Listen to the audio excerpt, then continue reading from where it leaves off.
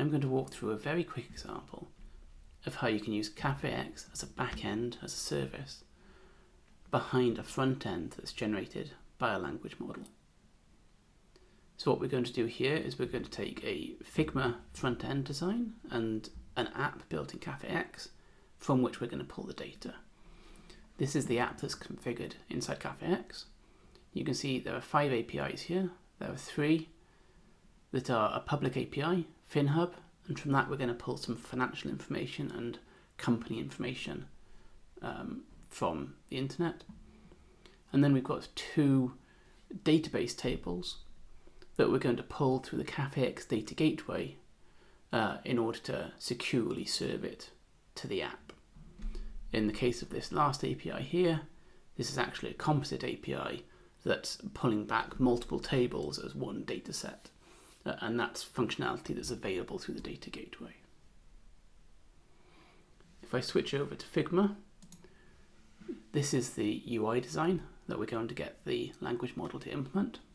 And I'm going to select that particular frame. And that's important because we're going to reference that frame later on, the selected frame. Then I'm going to switch to my terminal. And what I'm going to do is I'm going to use Claude code in order to generate the app for us. So in order for Claude to understand the CafeX system and the Figma system, we're going to give it 2 MCP servers. The first server is the CafeX one, and the second server is the Figma one. And what we can then do is we can list them and make sure both are connected, which they are. So we're good to go. That's all the setup we need. So I'm going to jump into Claude code and I'm going to accept that it's going to edit the files in this directory. And I'm going to give it a prompt. So what I'm asking it to do here is to build a plain HTML and JavaScript app, a single index.html file that's going to use the CafeX SDK as the backend for the data and use the design in Figma to base the front-end UI off of. So as it's going along, it's now working out how it's going to achieve that. And I just accepted 3 MCP tool calls. One was to find the list of functions available on the CafeX SDK. The second was to find out how it's meant to integrate with the CafeX SDK. And the third one then was get an overall view of the Figma file. It's then made another request subsequently to get more information from Figma about the design as well.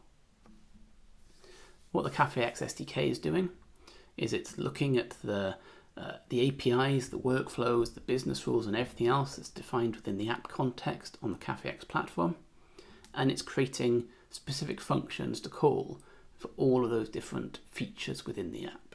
So it really is a JavaScript SDK that accurately reflects the app you've built inside CafeX. On top of all the API definitions and the workflows and everything else, we had a semantic layer. That semantic layer is hugely important for language models. It describes to the language model what the different functions do, what the naming means. It describes what all of the parameters means and what the data in and out looks like. So that semantic layer really gives the language model enough of an understanding to map the concepts from the back end with the concepts it's extracting from that front-end UI design. So what's going to happen now is in a second, Claude is going to ask me if it wants me to write the index.html file, which I'm going to approve, and then we're going to load that and check it works. So because this directory is empty, I don't have any IP in this already, I'm fine with it to write that file. It's not going to break anything that's already there. So at this point now it's writing it out, and then we're going to load it in this page here, which, there we go, it's already there. So what the CafeX Backend as a service also gives you is it gives you authentication built in. So you can define your authentication rules within the CafeX app, and then the SDK is going to honor that, and it's going to enforce access control on the app that's built. You can see that this app pretty accurately reflects that Figma design we had to start with, and it's pulled the list of customers from the database through the data gateway, and for the selected one It's pulled the product usage from the database as well. And then you've got the company information and some basic financial information here. And that's all pulled from FinHub, which is the public API. As I click through different apps here, different customers here, we can see that it is reliably working and pulling all that data for us.